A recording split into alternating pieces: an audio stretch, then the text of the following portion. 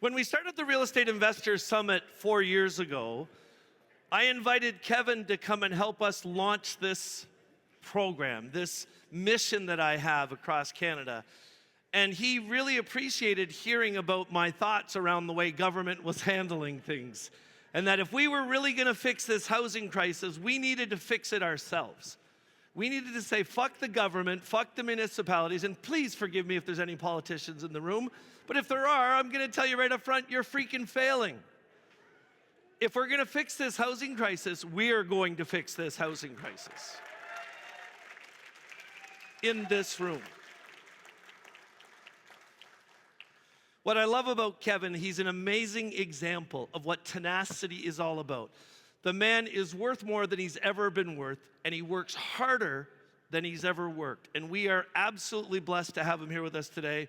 We're gonna watch a little video so you can get to know him. People ask me all the time, why are you so mean on Shark Tank? I'm not mean, I'm just telling the truth through the experiences I've lived.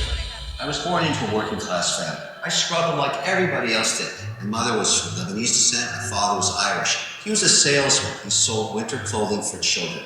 I was about 7 years old when my father died. Those were very tough years for me. My dad died when he was 37 years old, leaving my mother alone with 2 children and a very uncertain future ahead. Life being what it is, changes all the time. My mother met a fellow named George. 2 of them married, and life changed dramatically. My stepdad joined the ILO, the Division of the United Nations. We lived everywhere. We moved to Cambodia, Cyprus, Tunisia, Japan, France, Switzerland. Every 2 years, a different country. Looking back at all the unique cultures I've been steeped in, you understand everybody's challenges in the world, not just your own. My stepdad's a very pragmatic individual. He tells it like it is. I think I learned that trait from him. When I got out of college, I wanted to be a photographer and a rock star. And I tried being a hippie for a few years. My stepfather said to me, you're going to starve to death. You should go back to school right now. When I graduated, I started my first company, Special Event Television. It made sports programming for the networks. Then Sofkey started in my basement, which eventually became the Learning Company. And a few years later, I sold it for $4.2 billion. A lot of people see me as the harsh guy on Shark Tank. It's so much. Would you rather have me lie to you because I'm worried about your feelings? I care about your feelings, I care about your money. A shark that is disingenuous, that tries to keep you feeling good when they know your idea has no merit, is doing you a huge disservice. Today I'm really proud to be an entrepreneur and to help entrepreneurs so they can create jobs. You don't start a business out of greed or the pursuit of money. You do it for the pursuit of freedom. But I realized in the early years I didn't have a lot of time for my young kids. I was so busy with my business. So now I try and spend as much time as I can with them. Everything you see around you here, I made myself. I worked like hell for it. And I'm not embarrassed about it. I'm proud to be a capitalist. In my spare time, I love to cook. And I'm crazy about O'Leary fine wines. I'm still taking photographs. And I love to collect guitars. And oh yeah, I love to play them too. Like everybody else, I want to be a rock star when I grow up.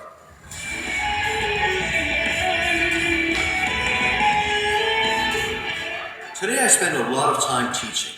I tell students you don't start a business out of greed. It's not about money. Why do you want to be an entrepreneur? To set yourself free. The pursuit of entrepreneurship is about freedom and helping others achieve their goals at the same time. People always ask me, why do we keep going? And here's my answer.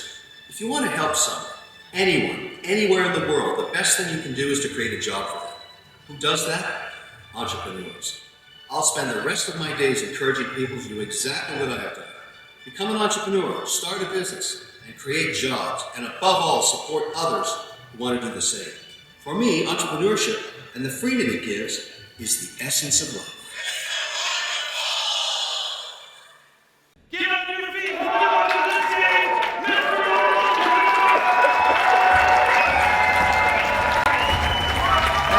Thank you very much. Thank you. Great to be back at the Real Estate Investors Summit. Why I like it here is we're all entrepreneurs here, and this is great kindred spirit. I'm going to walk you through a bit of a journey today that I think is important for all of you to see, because it's been a while since I've been back here, and the world's changed a lot. And the way I look at it is I invest in all sectors. Every sector, all 11 sectors of the North American economy, but my largest is in real estate.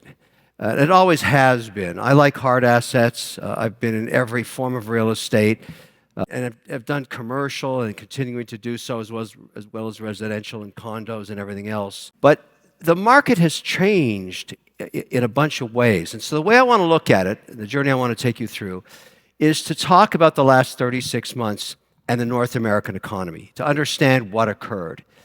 And so when this whole thing pre-pandemic started, I had 54 different companies in my portfolio, all private companies. And we were making about, in aggregate, everything from insecticide to commercial kitchens for airlines, wireless charging, really broad base. And you want diversification because when you're doing deals like this, it doesn't always work out. So if you have a good portfolio at any one time, something's doing great to offset whatever isn't working.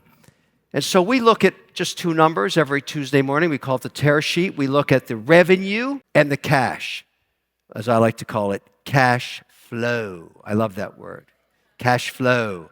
And so between those two lines, you can really tell how a business is doing, whether it's growing or it's stagnant, or whether it's losing its margin or growing its margins. That's all you need is the two numbers. We were making 15% pre-tax just before the pandemic, 1999. And here we are, we've come out of the pandemic, and this quarter, we will make 17.5%. That is a 20% increase in free cash, which is phenomenal after going through a period of absolute hell like all of us did during the pandemic. Why? Why is that happening? Why is the stock market at all-time high right now?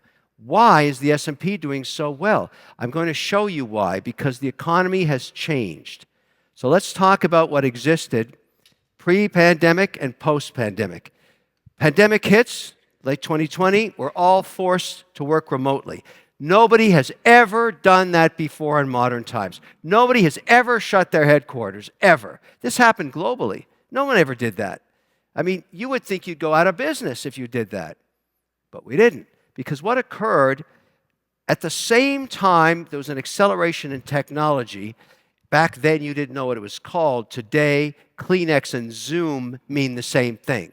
Everybody knows what direct video is now. And whether it's Teams or Zoom, whatever you're using, those technologies saved our asses. People started using them to work remotely. And it worked. No one ever would have done that to themselves, but that adaption of that technology all around the world accelerated a modification of the business model. And I'll tell you what happened. Because distribution shut down, even Walmart and Amazon and Target and all these giant retailers, Canadian Tire, they had to close their stores. So the companies that make the products started shipping them direct to customers. Direct. Now, when you sell something direct to a customer, because that customer has been buying it in retail for 20 years, they still need the good or service, whatever it was. And when you sell, let's say through retail, let's just talk about a basket of big retailers, the ones I just listed, you make 50 cents on the dollar because you have to give about 40% to distribution for them to carry your product, put it on the shelf, manage the movement of it. But when you sell it direct, the only cost you have is the manufacturing cost, the shipping cost, and you keep the rest. So all of a sudden, if you're Nike and you're making 50 cents selling a sneaker, you're now making 80 cents because you now are shipping it directly to the customer because they can't buy it at Foot Locker. Foot Locker's closed. And before the pandemic, Nike was 26% direct to consumer. Today, they're over 50%. And their stock, obviously, and the stock of all S&P 500 companies, depending on what sector, started to move up as the margin increased. Gross margin started to increase. But that's not why added value went to their stock prices. When you sell something direct to a customer, you get something more valuable than gold. You get data. Who are they? Where do they live? What do they buy? What's their flavor preference? What's their size? What color do they want? When do they buy it? You get all that data you never got before. And all of a sudden, your customer's in a direct relationship with you like a marriage. You can talk to them directly. You can actually know exactly what they want, when they want it, where they live. And it started to change the business models for everybody. But wait, it gets better. This is the part that nobody saw coming. In North America, there's 110 million people in Canada, Mexico, and the United States that had cell phones prior to the pandemic that never used them for anything except a text message maybe and a phone call. And they were people generally over 60 years old. The pandemic hits. If they didn't figure out how to order groceries or other goods and services on that phone, they starved to death in their condos because they were locked in. And in a matter of 6 months, 110 million more people started to buy stuff online. And a great Canadian company was one of the engines of that, Shopify. No one ever heard of Shopify pre-pandemic. Boom. They become a behemoth because every one of these retailers and small manufacturers started setting up direct-to-consumer that you could buy from your cell phone. And the economy started to digitize. Complete and massive quantities of data coming in as you're selling direct to customers. And I'll give you an example that's profound. The wine business. Wine. So let's use the American market for a second. 97% of wine in the United States is sold for under $14. Not much different than Canada. But west of the Mississippi is 3 tiers of distribution. East of the Mississippi, 2 tiers. So if you sell a bottle of wine for $10 and you're the winemaker, you get 2 of it. That's it. You got to make your profit off $2. Then the pandemic hits and the government changes the rules about shipping direct from wineries to customers. 39-pound case of wine shipped direct to the customer. 100%. They get all of the margin themselves. And the wine business goes from lack of profitability to through-the-roof cash flow. But wait, they get the data. So today I can tell you, this quarter, the number 1 wine in Florida purchased by women 64 years and older is Moscato. It's a sweet white wine. I think it tastes like shit, but it doesn't matter what I care. That's what they buy. And I know they buy that. So our wine business is able to grow that varietal, make it ready, and hold it on the East Coast for distribution there. We never had that data before. And that's just one tiny example of what's happened here. Now, when you sell 50% of your business direct to consumer, that margin comes back to you. And the reason I keep talking about this, I'm going to bring it right back to the real estate business in a minute. You're going to understand this. So this aspect of that customer relationship changed the whole model for every company, whether it was an S&P behemoth or it was a tiny startup.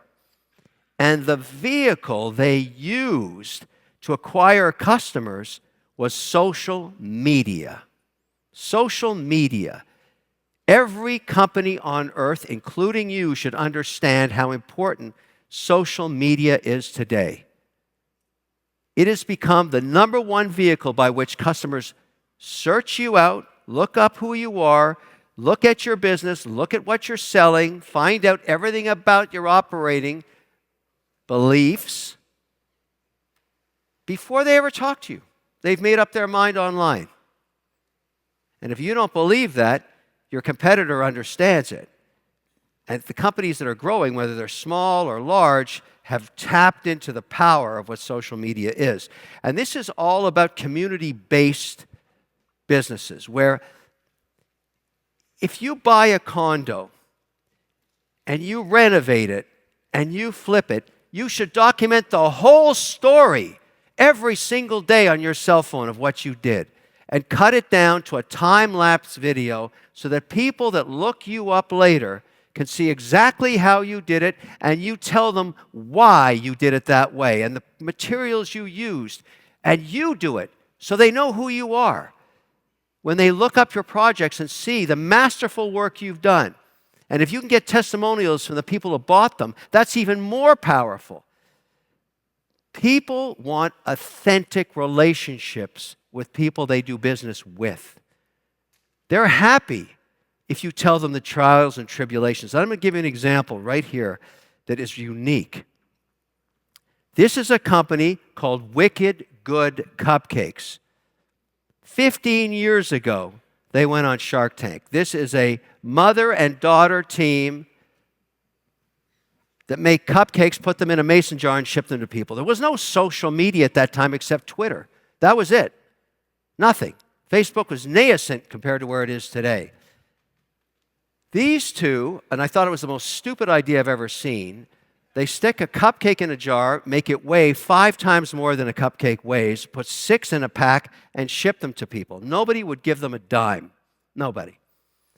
But they were so persuasive in their presentation, I invested in them. And this is the first time ever on network television we saw the phenomenon of social media. I'll tell you what happened. This is a classic mother-daughter relationship. That girl in the red or pink t-shirt, her name is Tracy. Danny's the mother. She came on to the Shark Tank, said she can't see it, covered in tattoos. We'd never seen that before. And the network freaked out. They're thinking they're going to blur it or something. I said, no, that's what kids do now. Don't worry about it. They clearly had a contentious relationship. They were fighting all the time, just like mothers and daughters do. And one day, Tracy videoed a big fight with her mother about what they were doing in their kitchen that day making the cupcakes. Something about the flavor or too much sugar. They were fresh and don't put any preservatives in, and they're just fighting. And to get back at her mother, she posts it on Twitter, which opened up a 30-second video option way back then. And all of a sudden, it blows up, and it goes viral. That was the first time viral meant viral. And the network called us and said, call her to take that down. Take that down.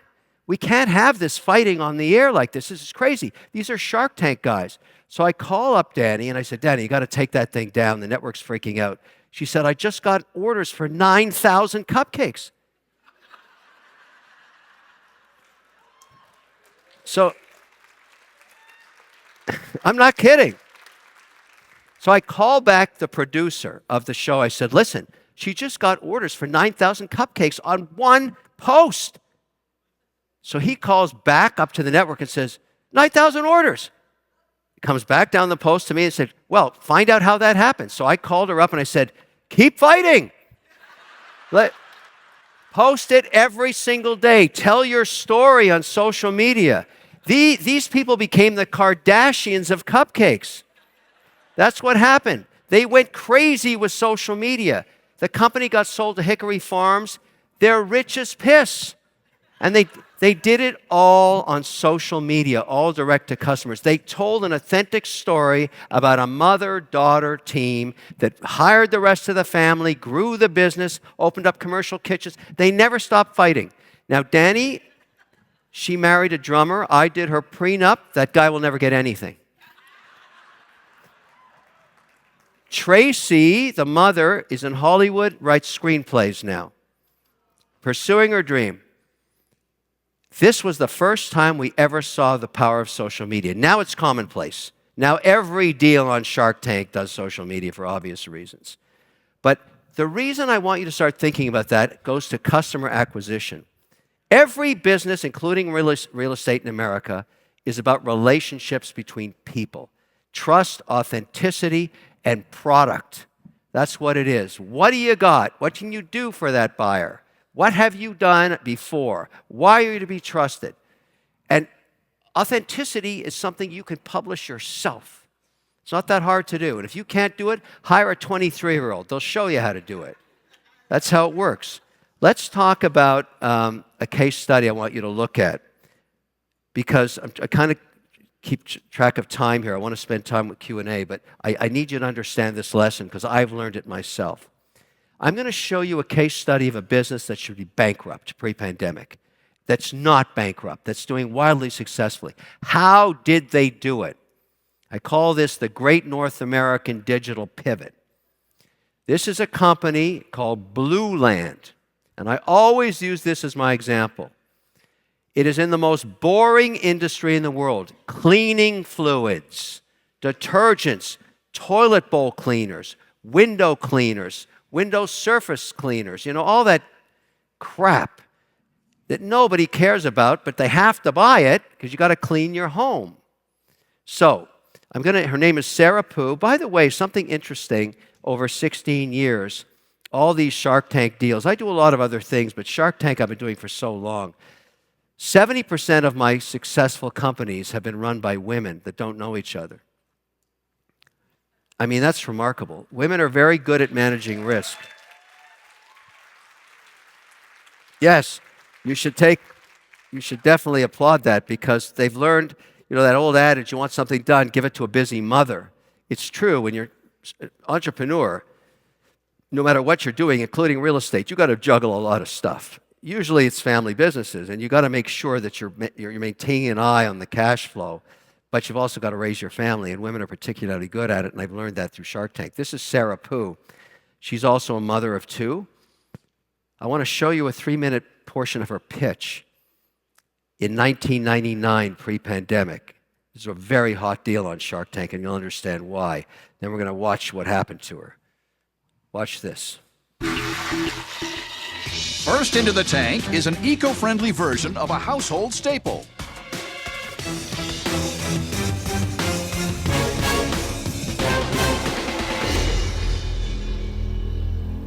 Hi, I'm Sarah. And I am Syed. And we're here seeking $270,000 for 2% of our company, Blue Land. Wow. Sharks. This is what an average household uses in 1 year in cleaning products.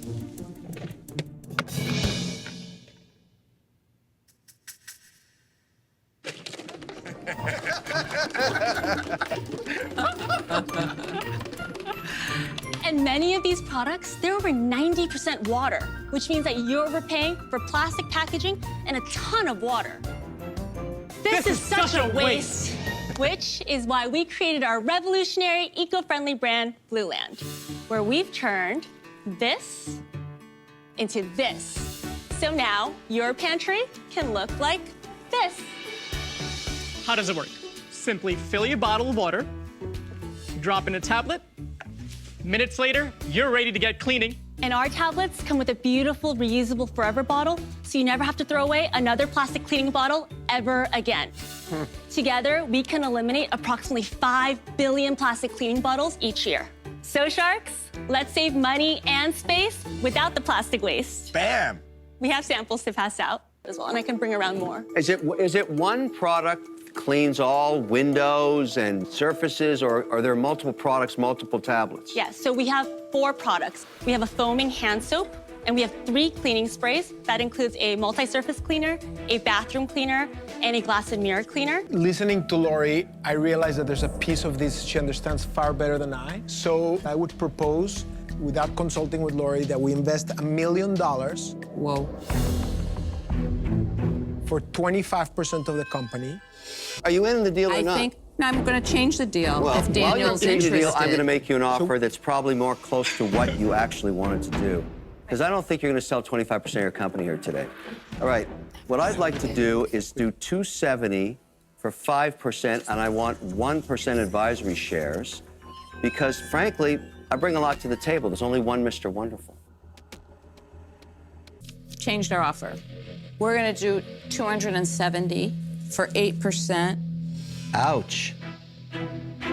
4 and 4. That's the offer. My offer is $270,000 for 6%, and the other is $270 for 8%. What do you want to do? We can't give away that much. You guys know as much as we do. Shocking. That it is critical Do for you have us a counter to for have any a of lean, us? high-growth Do you business. have a counter for any of us? 270 at 3%. Ooh, you guys really didn't get this. I would love the opportunity just to say one more thing. Sarah, In the theme Yes, of okay. compromise, Yes. I'll go to 5% for the 270.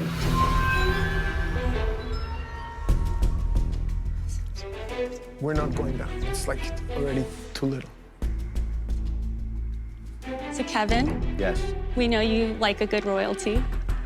What if we kept you at 3% for 270, but then we give you a royalty of 50 cents per kit until you make your money back? Done. Oh my God.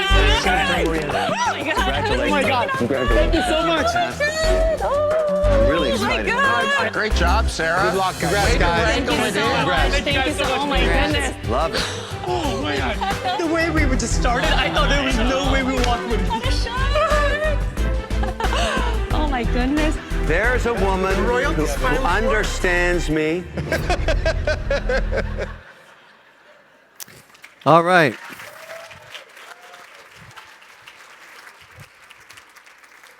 So the deal's hot because she eliminates plastic. That's why. And all the coastal states in Canada, the United States, Mexico do not want plastic floating in the ocean near them, and also in lakes and everything. So this is hot. And the trouble is with cleaning fluids, there's no direct to consumer because that product category was always a 6 or a gallon, 2.5 pound gallon of Tide or whatever it was. So it's sold in end caps in grocery and in retail. So she didn't even have a direct to consumer strategy, and she didn't intend to have one. So she raises $50 million, including mine, and she builds inventory for their launch. And they had an end cap set up in Walmart and Target. I mean, you name it, every retailer wanted this thing. When? Third quarter 2020. So obviously there was no retail anymore. The pandemic, she never saw it coming. Boom, she's screwed. And I was waiting for the phone call for her to say, we ran out of money, we're going bankrupt. I need some signatures from you. And she did call me, but that's not what she called me. She said, listen, the pandemic has shut us down. They're going to shut down production of television commercials tomorrow. Can you get to Brooklyn tonight? And tomorrow morning from 6 to midnight, we can shoot a commercial. And after that, can't do it anymore because SAG-AFTRA union is going to be forced to shut down indefinitely until they figure out this whole pandemic thing.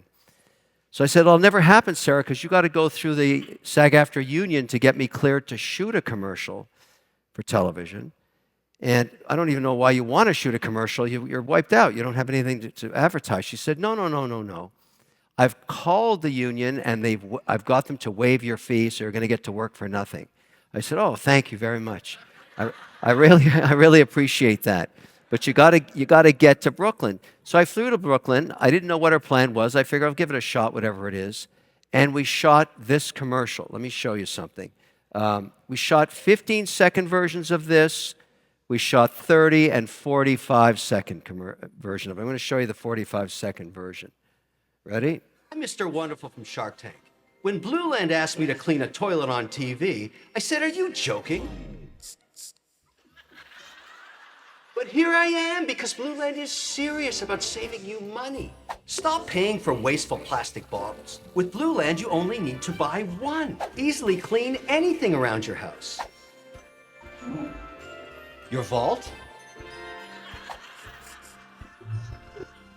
Portraits of your ancestors? And at $2 a tablet, you're set for life. And so am I, because I get a royalty. Get your kit now at blueland.com. Smells like a deal. Yeah. Thank you. If this whole real estate thing doesn't work out, I can make toilet commercials. I'm excited about that. So here was her plan. She figured she had all that inventory sitting in centralized warehouses around the United States. Everybody's locked in their homes and their condos, and have been now at this point for over 3 months. And they got to clean their toilets. So her plan was to put this on remnant cable television at night at between 2 and 6 in the morning. Remember, everybody was staying up all night watching Netflix and whatever else they were doing during the pandemic. And she thought maybe she could capture an audience and ship it direct to them. And we had no idea whether this would work or not, but it was worth a shot because she needed to turn that $50 million back into cash. So we started in markets like Houston, and then Dallas and Chicago, et cetera, just buying these ads at $200, $250, $1,200, whatever it was in the middle of the night. Normally on a campaign like that, you would get 2.5% response and break even and call it a marketing cost. But that's not what happened here. She wanted to make the connection with Shark Tank. That's why I'm in this commercial. And it worked because people were watching the reruns of Shark Tank like crazy during the pandemic. We started the first week, we got a 6% response rate. direct to consumer at $29.95 a kit that cost us like $4 to make. And so then it was 7, then 8, then 10, then 12, 15, 16% response rates.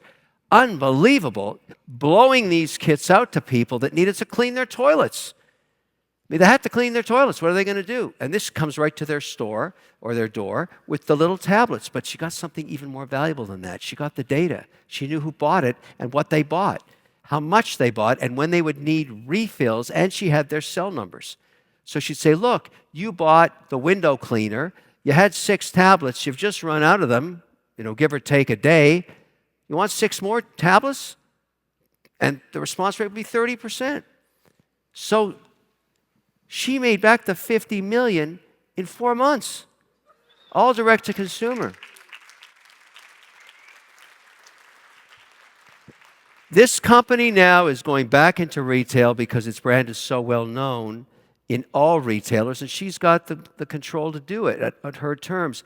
This will be the biggest exit in Shark Tank history when it gets sold. It's growing like a weed. It's right on trend.